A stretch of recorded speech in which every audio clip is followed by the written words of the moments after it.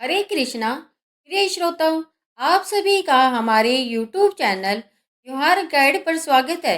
इस वीडियो में हम जानते हैं कि पुरुषोत्तम मास यानी कि अधिक मास में श्रीमद् भागवत गीता के कौन से अध्याय का पाठ करना चाहिए। तो चलिए आज की वीडियो आरंभ करते हैं। पुरुषोत्तम मास यानी कि अधिक मास में श्रीमद् भागवत गीता के 15वें अध्याय यानी पुरुषोत्तम योग का पाठ करना सर्वोत्तम और सबसे फलदायी माना गया है।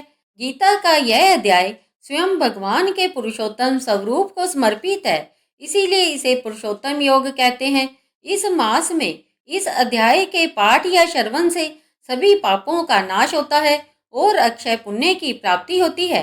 पूरे पुरुषोत्तम मास के दौरान प्रतिदिन गीता के 15वें अध्याय का पाठ करें। यह अध्याय छोटा है और इसे पढ़ने में मात्र 10 या 15 मिनट का समय लगता है। इस मास में भोजन करने से पहले 15वें अध्याय के श्लोकों का स्मरण या एक श्लोक का पाठ करना भी बहुत उत्तम माना जाता है। यदि आप संपूर्ण गीता का अध्ययन करना चाहते हैं तो पुरुषोत्तम मास में आप अध्याय 15 के साथ साथ अध्याय 12 यानी भक्ति योग और अध्याय 18 यानी मोक्ष संन्यास योग का भी नित्य पाठ कर सकते हैं। श्रीमद् भागवत गीता के 15वें अध्याय का श्रवण करने से पहले हम श्रीमद् भागवत गीता के 15वें अध्याय का माहात्म्य श्रवण करते हैं। बोलो कृष्ण भगवान की जय। श्री महादेव जी कहते हैं, पार्वती अब गीता के 15वें अध्याय का माहात्म्य सुनो। गौड़ देश में कृपान नरसिंह नामक एक राजा थे, जिनकी तलवार की धार से युद्ध में देवता भी परास्त हो जाते थे। उनका बुद्धिमान सेनापति शस्त्र और शास्त्र की कलाओं का भंडार था। उसका नाम था सरभ मेरुंड। उसकी भुजाओं में प्रचंड बल था। एक समय उस पापी ने राजकुमारों सहित महाराज का वध कर कर स्वयं ही राज्य करने का विचार किया। इस निश्चय के कुछ ही दिनों बाद वह हैजे का शिकार होकर मर गया। थोड़े समय में वह पापात्मा अपने पूर्व कर्म के कारण सिंधु देश में एक तेजस्वी घोड़ा हुआ। उसका पेट सटा हुआ था। घोड़े के लक्षणों का ठीक ठीक ज्ञान रखने वाले किसी वैश्य के पुत्र ने बहुत सा मूल्य देकर उस अश्व को खरीद लिया और यत्न के साथ उसे राजधानी तक वह ले आया। वैश्य कुमार वह अश्व राजा को देने को लाया था। यद्यपि राजा उस वैश्य कुमार से परिचित थे, तथापि द्वारपाल ने जाकर उसके आगमन की सूचना दी। राजा ने पूछा, किस लिए आए हो? तब उसने स्पष्ट शब्दों में उत्तर दिया, देव, सिंधु देश में एक उत्तम लक्षणों से संपन्न अश्व था, जिसे तीनों लोकों का एक रत्न समझकर मैंने बहुत सा मूल्य देकर खरीद लिया है। राजा ने आज्ञा दी, उस अश्व को यहाँ ले आओ। वास्तव में वह घोड़ा गुणों में उच्च शर्वा के समान था। सुंदर रूप का तो मानो घर ही था। शुभ लक्षणों का समुद्र जान पड़ता था। वैश्य घोड़ा ले आया और राजा ने उसे देखा। अश्व का लक्षण जानने वाले अमात्यों ने इसकी बड़ी प्रशंसा की। सुनकर राजा अपार आनंद में निमग्न हो गए और उन्होंने वैश्य को मुंह मांगा स्वर्ण देकर तुरंत ही उस अश्व को खरीद लिया।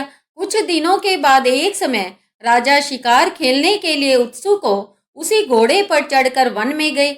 वहां मृगों के पीछे इन्होंने अपना घोड़ा बढ़ाया। पीछे पीछे सब ओर से दौड़कर आते हुए समस्त सैनिकों का साथ छूट गया। वे हिरणों द्वारा आकृष्ट होकर बहुत दूर निकल गए। प्यास ने उन्हें व्याकुल कर दिया।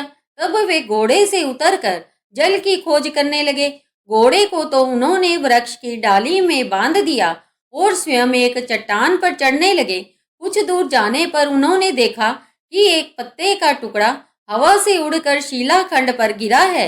उसमें गीता के 15वें अध्याय का आधा श्लोक लिखा हुआ था। राजा उसे बांचने लगे। उनके मुख से गीता के अक्षर सुनकर घोड़ा तुरंत गिर पड़ा और अश्व शरीर को छोड़कर तुरंत ही दिव्य विमान पर बैठकर वह स्वर्गलोक को चला गया। तत्पश्चात राजा ने पहाड़ पर चढ़कर एक उत्तम आश्रम देखा, जहां नाग केशर, केले, आम और नारियल के वृक्ष लहरा रहे थे। आश्रम के भीतर एक ब्राह्मण बैठे हुए थे, जो संसार की वासनाओं से मुक्त थे। राजा ने उन्हें प्रणाम कर कर बड़ी भक्ति के साथ पूछा, ब्राह्मण, मेरा अश्व जो अभी अभी स्वर्ग को चला गया है, उसमें क्या कारण है? राजा की बात सुनकर त्रिकालदर्शी मंत्रवेता एवं महापुरुषों में श्रेष्ठ विष्णु शर्मा नामक ब्राह्मण ने कहा, राजन, पूर्व काल में तुम्हारे यहाँ जो सरब मेरुंड नामक सेनापति था, वह तुम्हें पुत्रों सहित मारकर स्वयं राज्य हड़प लेने को तैयार था। इसी बीच में हैजे का शिकार होकर वह मृत्यु को प्राप्त हो गया। उसके बाद वह उसी पाप से घोड़ा हुआ था। यहाँ कहीं गीता के 15वें अध्याय का आधा श्लोक लिखा मिल गया था, उसे ही तुम बांचने लगे। उसी को तुम्हारे मुख से सुनकर वह अश्व स्वर्ग को प्राप्त हुआ है। तदंतर राजा के पार्श्ववर्ती सैनिक उन्हें ढूंढते हुए वहां आ पहुंचे। उन सब के साथ ब्राह्मण को प्रणाम कर कर राजा प्रसन्नता पूर्वक वहां से चले और गीता के 15वें अध्याय के श्लोकाक्षरों से अंकित उसी पत्र को बांच बांच कर प्रसन्न होने लगे। उनके नेत्र हर्ष से खिल उठे थे। घर आकर उन्होंने मंत्रवेता मंत्रियों के साथ अपने पुत्र सिंह बल को राज्य सिंहासन पर अभिषिक्त किया और स्वयं 15वें अध्याय के जप से विशुद्ध चित होकर मोक्ष प्राप्त कर लिया। चलिए अब श्रवण करते हैं गीता का 15वां अध्याय। उसके उपरांत श्री कृष्ण भगवान फिर बोले कि हे अर्जुन, आदि पुरुष परमेश्वर रूप मूल वाले और ब्रह्म रूप मुख्य शाखा वाले जिस संसार रूप पीपल के वृक्ष को अविनाशी कहते हैं तथा जिसके वेद पत्ते कहे गए हैं, उस संसार रूप वृक्ष को जो पुरुष मूल सहित तत्व से जानता है, वह वेद के तात्पर्य को जानने वाला है।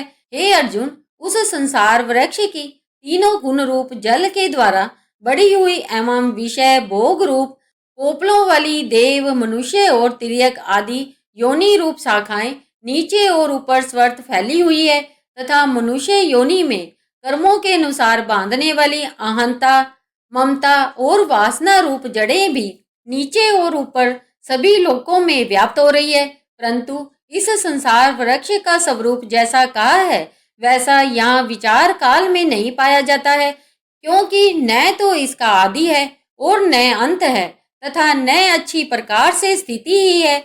इसीलिए इस अहंता, ममता और वासना रूप अति दृढ़ मूलों वाले संसार रूप पीपल के वृक्ष को दृढ़ वैराग्य रूप शस्त्र द्वारा काट कर उसके उपरांत उस परम पद रूप परमेश्वर को अच्छी प्रकार खोजना चाहिए कि जिसमें गए हुए पुरुष फिर पीछे संसार में नहीं आते हैं और जिस परमेश्वर से यह पुरातन संसार वृक्ष की प्रवृत्ति विस्तार को प्राप्त हुई है, उसी आदि पुरुष नारायण के मैं शरण हूँ। इस प्रकार दृढ़ निश्चय कर कर नष्ट हो गया है मान और मोह जिनका तथा जीत लिया है आसक्ति रूप दोष जिनने और परमात्मा के स्वरूप में है निरंतर स्थिति जिनकी तथा अच्छी प्रकार से नष्ट हो गई है कामना जिनकी, ऐसे वे सुख दुख नामक द्वंद्वों से विमुक्त हुए ज्ञानी जन उस अविनाशी परम पद को प्राप्त होते हैं। उस स्वयं प्रकाश में परम पद को न सूर्य प्रकाशित कर सकता है, न चंद्रमा और न अग्नि ही प्रकाशित कर सकता है तथा जिस परम पद को प्राप्त होकर मनुष्य पीछे संसार में नहीं आते हैं, वही मेरा परम धाम है। हे अर्जुन, इस देह में यह जीवात्मा मेरा ही सनातन अंश है और वही इन त्रिगुणमयी माया में स्थित हुई मन सहित पांचों इंद्रियों को आकर्षण करता है। कैसे कि वायु गंध के स्थान से गंध को जैसे ग्रहण कर कर ले जाता है, वैसे ही देहादिकों का स्वामी जीवात्मा भी जिस पहले शरीर को त्यागता है, उससे इन मन सहित इंद्रियों को ग्रहण कर कर फिर जिस शरीर को प्राप्त होता है उसमें जाता है। उस शरीर में स्थित हुआ यह जीवात्मा श्रोत्र, चक्षु और त्वचा को तथा रसना, घ्राण और मन को आश्रय कर कर अर्थात इन सब के सहारे से ही विषयों को सेवन करता है। परंतु शरीर छोड़कर जाते हुए को अथवा शरीर में स्थित हुए को और विषयों को भोगते हुए को अथवा तीनों गुणों से युक्त हुए को भी अज्ञानी जन नहीं जानते हैं। केवल ज्ञान रूप नेत्रों वाले ज्ञानी जन ही तत्व से जानते हैं, क्योंकि योगी जन भी अपने हृदय में स्थित हुए इस आत्मा को यत्न करते हुए ही तत्व से जानते हैं। और जिन्होंने अपने अंतःकरण को शुद्ध नहीं किया है, ऐसे अज्ञानी जन तो यत्न करते हुए भी इस आत्मा को नहीं जानते हैं।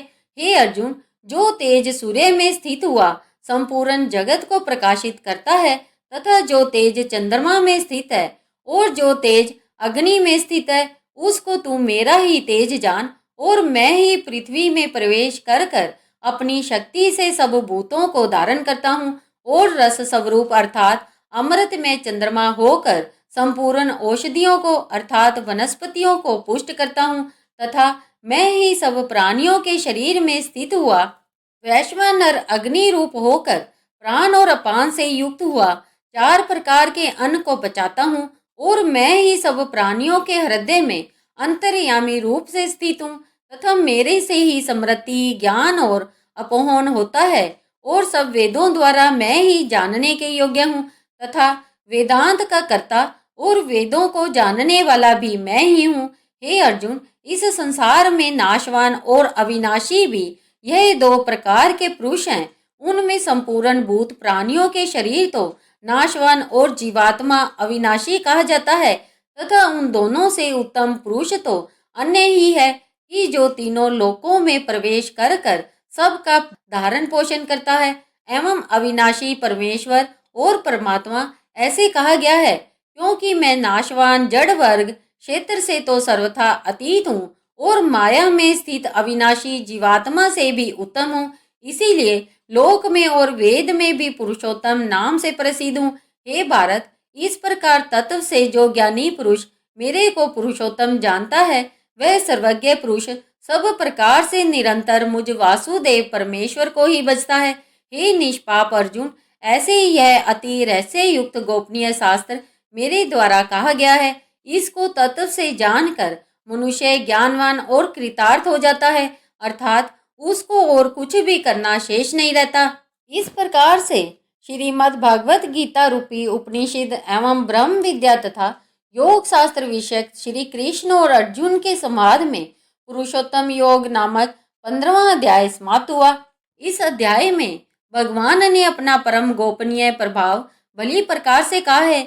जो मनुष्य उक्त प्रकार से भगवान को सर्वोत्तम समझ लेता है, फिर उसका मन एक क्षण भी भगवान के चिंतन का त्याग नहीं कर सकता, क्योंकि जिस वस्तु को मनुष्य उत्तम समझता है उसी में उसका प्रेम होता है, और जिसमें प्रेम होता है उसी का चिंतन होता है। अतएव सबका मुख्य कर्तव्य है कि भगवान के परम गोपनीय प्रभाव को भली प्रकार समझने के लिए नाशवान क्षण भंगुर संसार की आसक्ति का सर्वथा त्याग कर कर एवं परमात्मा के शरण होकर भजन और सत्संग की ही विशेष चेष्टा करें। सभी प्रेम से बोलो भगवान श्री कृष्ण की जय। प्रिय श्रोताओं, तो आपको श्रीमद् भागवत गीता के 15वें अध्याय की यह वीडियो कैसी लगी? उम्मीद है कि आप सभी को यह वीडियो पसंद आई होगी। यदि आप सभी को यह वीडियो पसंद आई है तो इसे लाइक करें, और इसे अपने तक ही सीमित ना रखकर इसे अपने दोस्तों एवं परिवारजनों को शेयर करें, ताकि वे भी अधिक मास में श्रीमद् भागवत गीता के 15वें अध्याय का श्रवण या पठन कर कर लाभ प्राप्त कर सके।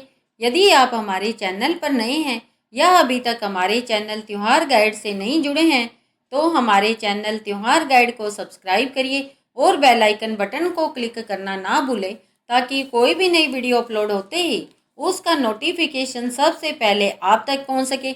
इस वीडियो को अंत तक देखने के लिए आप सभी का धन्यवाद।